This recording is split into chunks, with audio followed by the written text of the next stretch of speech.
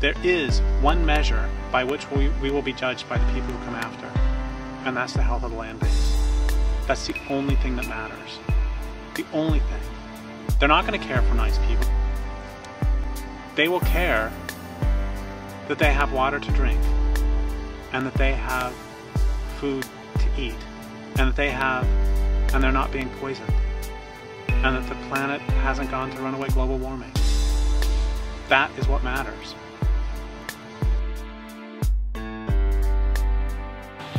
But until people understand that, you can argue with them all you want, and you won't get anywhere.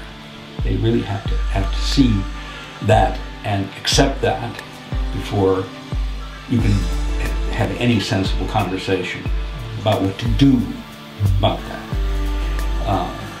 And so long as people remain oblivious to this fact, you can argue about other things all you want.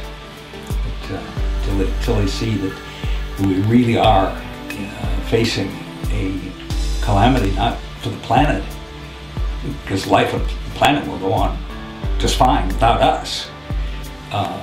But we are in danger of making ourselves extinct.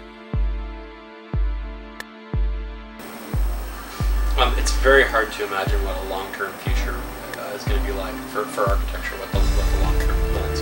We can look to 2,000 years ago, but the game is completely different. All the rules have changed. The resources are different.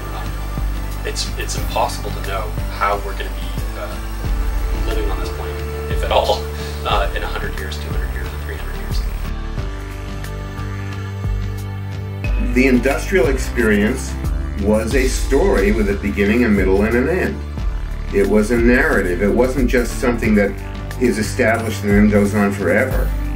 That implies that we're going to need to know how to do engineering on a small scale, on a local scale, on a doable scale, on using materials that are common and still available, and technologies that are not too high. That's why for me, give me the space that I need. It's not a lot. Make that space efficient. Make that space healthy. Make it in a way that when it's over, I feel good about what's gone because of what I did. And make it in a way that when I'm gone, it itself is just going to melt back into the earth, and it's not going to be a big eyesore. It's not going to be a gash out of the forest. My house is not going to be a gash out of the forest. I've been in many cob buildings, and they're wonderful. Cob is a real favorite of mine because you can be so playful with it. You can make these shapes, organic shapes, and so on. You can build hobbit houses, and you let your imagination run wild.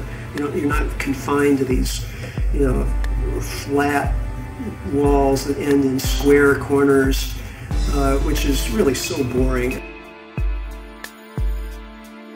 The square box is in fact one of the worst structures you could ever invent. You notice that nature never has anything square. There's a reason for that, because probably if there was anything square ever in the 5 billion years history of nature, it would lasted maybe a minute, because the square box is probably, from my research, the most inefficient, ineffective shape in the universe.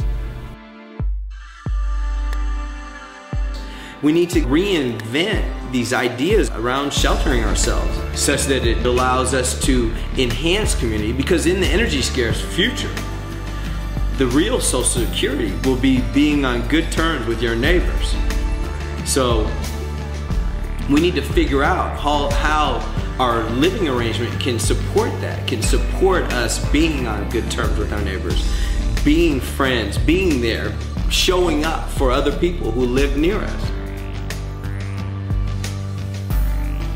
Is it possible to offer people a different cultural paradigm? What's really important to us is our relationships with the people around us, our relationship with the place that we live, our relationship with the stuff in our lives that we eat, that we clothe ourselves with, that we build with. By focusing on those relationships, I think there's a positive ripple effect that will lead out into the rest of the world.